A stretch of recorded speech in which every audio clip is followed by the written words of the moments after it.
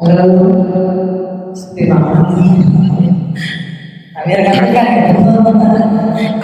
karena tadi sudah serius ya.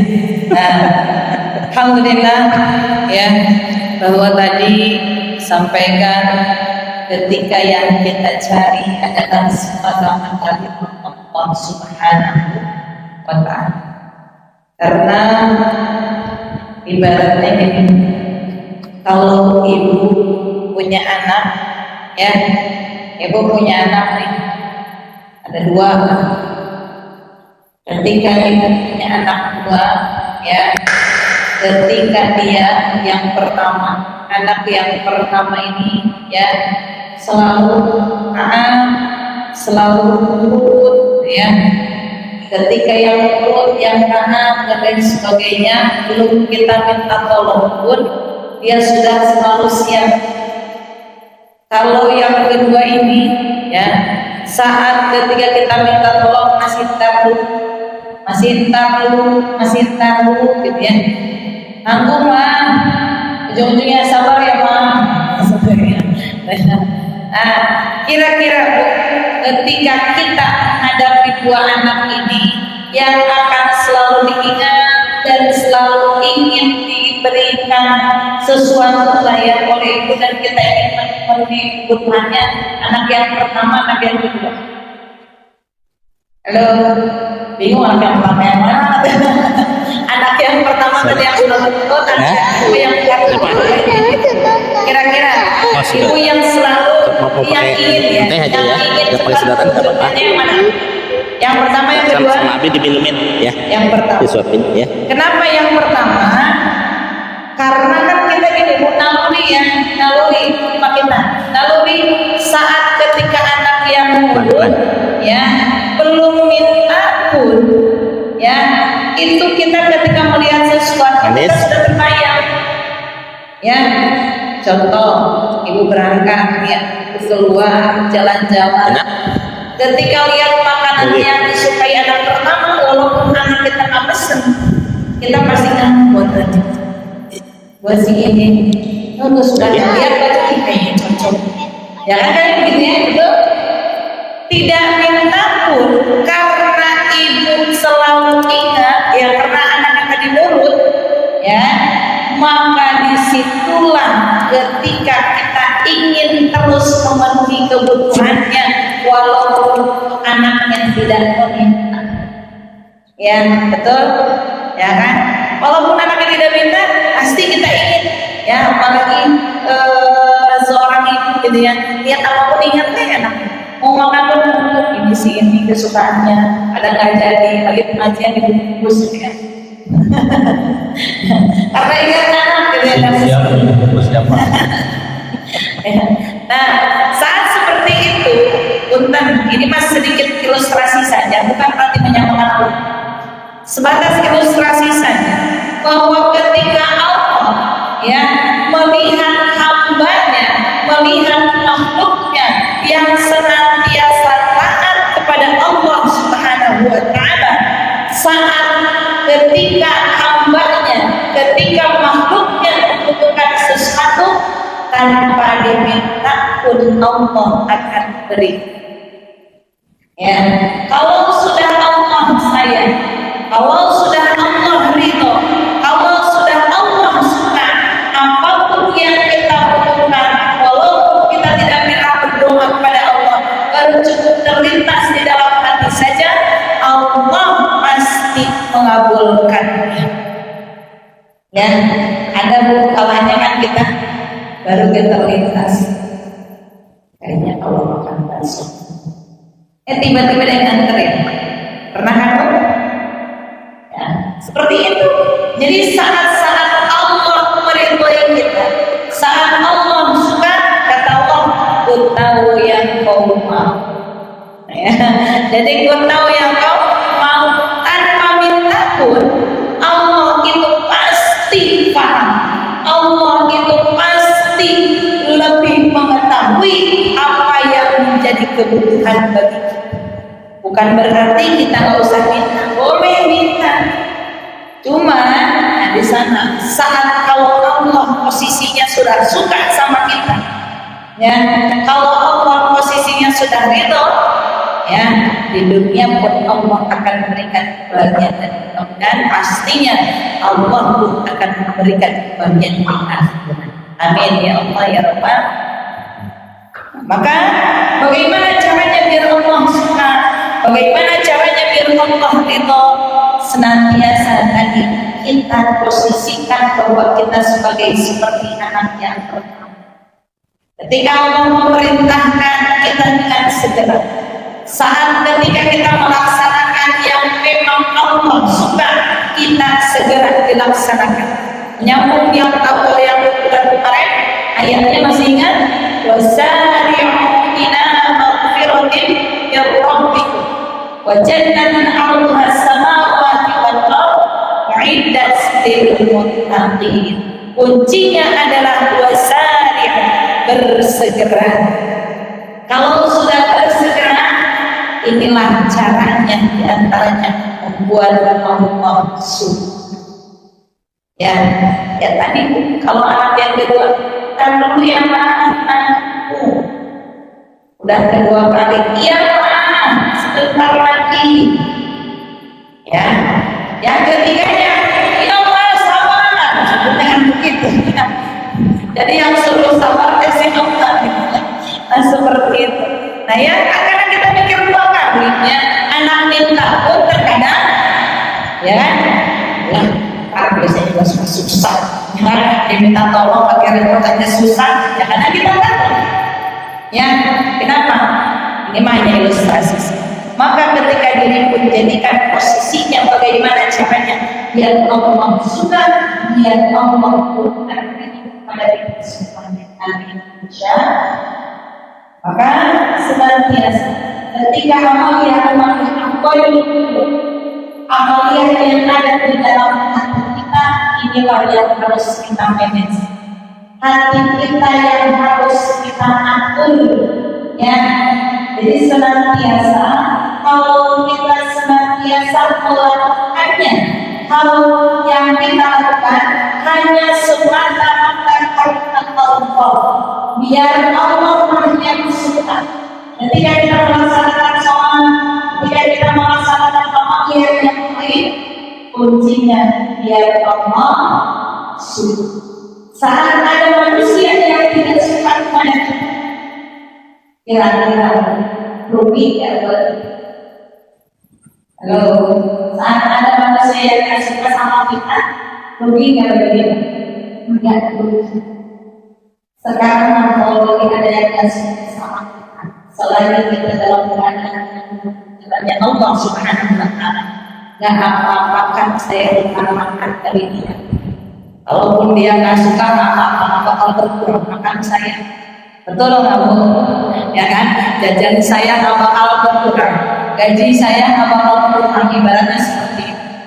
Karena kita tidak berpatokan kepada manusia.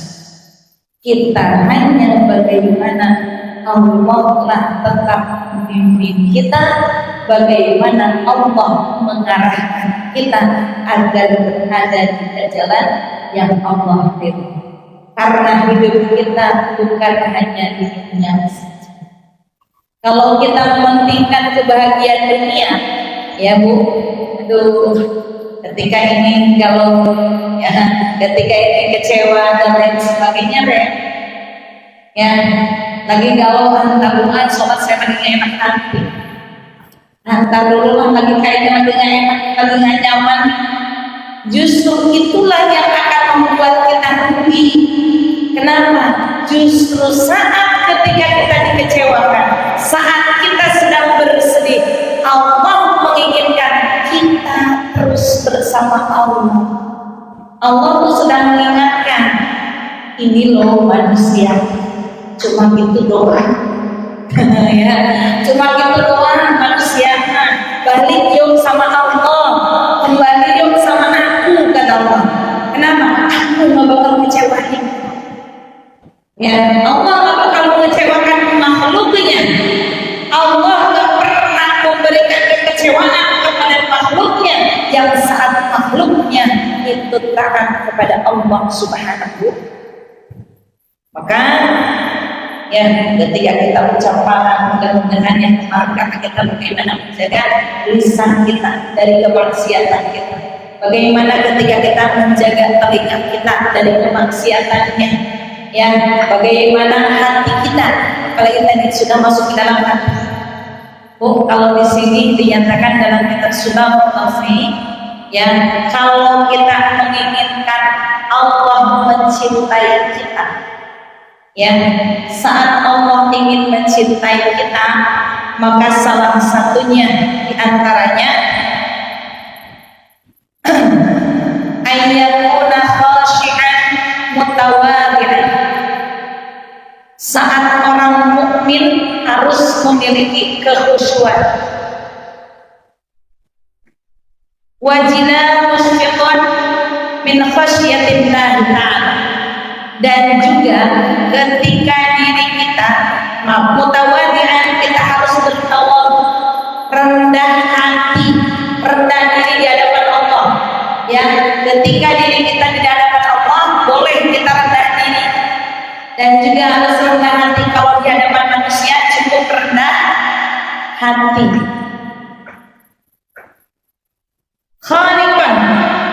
Khaifan wajilan musfiqan min khasyatillahi ta'ala. Dan juga kita merasa takut, ya, atas apa yang menjadi diri kita jauh dari Allah. Saat kita merasa takut, kan biasanya dari dulu ibu suka ada kalimat mungkin saya lagi kecil, saya mah takut ke sana. Oh, dulu lagi kecil ya, saya takut setan, saya takut juri, bukan juri takut jin dan lain sebagainya. Ada yang mengatakan nggak usah takut sama jin, mah takut sama Allah. Kira-kira takut sama Allah takutnya apanya, Bu? Memang kita takut melihat Allah atau memang takut karena Allah nggak suka? Saya dulu sampai berpikir takut sama Allah bagaimana ya? Takut apanya ya? Ketika ternyata kesini, oh, takut kepada Allah bukan berarti kita, ya, kita takut bersama Allah, takut melihat Allah, tetapi takut apa yang kita lakukan tidak sesuai dengan aturan Allah. Takut kepada Allah, khawatir saat ketika diri kita tidak sesuai dengan aturan Allah, itu takutnya Allah tidak suka, takut Allahnya menjauh dari kita. Ya, dulu kan saya gitu kan, kalau kita takut sama setan kan takut melihat berarti itu. Ya, saya dulu sampai berpikir, maksudnya takut dengan Allah ya? Oh, ternyata takutnya bukan berarti kita takut melihat. Kenapa? Karena kalau kita ingin melihat Allah, ingin berjumpa dengan Allah, itu harapan yang paling tinggi. Yang takut itu adalah bagaimana dengan ancaman-ancaman Allah Subhanahu wa Ta'ala. Ya, maka mudah-mudahan ya di sini kita ada rasa takut mengecewakan Allah. Ya, kan biasa tuh anak-anak kan takut sama orang tua, takut melihatnya atau takut orang tuanya marah. Ya kan? Bukan takut sama saya mau ke sana, takut sama orang tua, mau main jauh itu ya. Takut sama orang tua, bukan takut sama orang tuanya, takut apanya? Takut kemarahannya, takut gak disayang lagi, ya seperti itu kan. Nah, maka ketika diri kita berusaha bagaimana caranya ketika apa yang kita lakukan itu ada kekhawatiran tidak suka. Dan juga ketika di sini adalah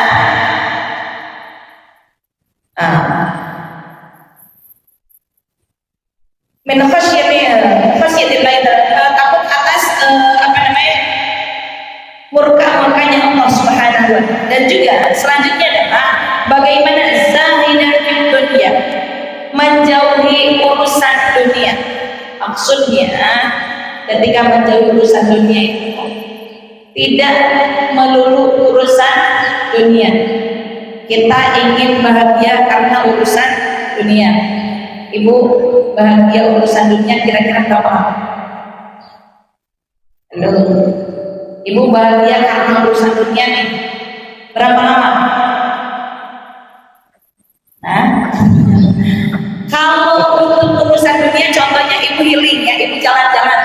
ibu jalan-jalan, ibu kan bahagia, ya kan? Ya mungkin sehari 2 hari oke lah yang pertama ya. Ibu jalan-jalan sehari 2 hari, oke. Pulang dari jalan-jalan kira-kira yang kita rasakan masih tetap bahagia ataupun dia keciannya? Ya, bahagia dunia itu adalah sebentar. Tapi ada yang bagaimana caranya hal dunia, ya hal dunia kita rubah bisa menjadi hal akhirat. Contoh, ibu jalan-jalan. Kalau kita niatnya jalan-jalan, niatnya healing, dan kalau karena saya healing itu terlalu dalam, ya healing itu yang menghilangkan yang kesakitan yang begitu dalam. Sebetulnya mah ya kalau kita kan healing itu depresi gitu ya. Padahal kalau arti healing sendiri itu kan menjauhkan, menghilangkan rasa sakit yang begitu mendalam. Ya, nah maka ketika diri kita jalan-jalannya kita, refreshingnya kita, sedikit saja dirubah niat. Rubah niatnya apa? Ketika ibu berjalan, ketika ibu keluar di sana, niatnya tafakur, wa tasyakur, wa tadzakur, itu akan berbeda rasa. Contoh, ibu mau jalan-jalan, entah itu ke gunung, entah itu ke laut, entah kemana. Saat dari mulai ibu berangkat, kita niatkan tasyakur, ya, niatkan tasyakur, niatkan bersyukur, alhamdulillah saya bisa jalan, alhamdulillah saya bisa sehat dan sebagainya. Ya, untuk bertasyakur, ketika di perjalanan kita berpikir, saat melihat ada orang yang dari mulai dari sini aja, dari Gandaria sampai di Kabupaten Cirebon, banyak kita pemandangan yang di luar apa yang namanya, yang kebiasaan kita tidak sama dengan kita. Bentar. Ya jalan-jalan kan ada yang anak yang nungguin yang jual copet, kayak lihat ya yang jual copet itu kayaknya itu sedih itu aja. Ingat banget mamanya, tapi suka sakit kakak-kakak. Dulu ada mamanya ngomong itu, kalau ada yang jualan copet itu pasti beli semua. Kasihan katanya aku. Pas besoknya jualan lagi. Kumaha sih gitu kan? Itu. Jadi kasihan kata jadi dibeli semua. Ya ketika besok beli jualan kita saya bakalan katanya beli lagi karena saking kasihannya gitu ya. Nah kita lihat ketika ada yang seperti itu, ada yang duduk dengan karungnya, ada yang jalan sambil ngambil botol-botol dan sebagainya. Saat kita kalau kita berjalan yang tersyukur itu kita akan melihat di situ dah ada rasa syukur. Alhamdulillah ya Allah, saya tidak sampai seperti itu. Ya Allah, terima kasih atas rezeki yang Kau berikan kepada saya.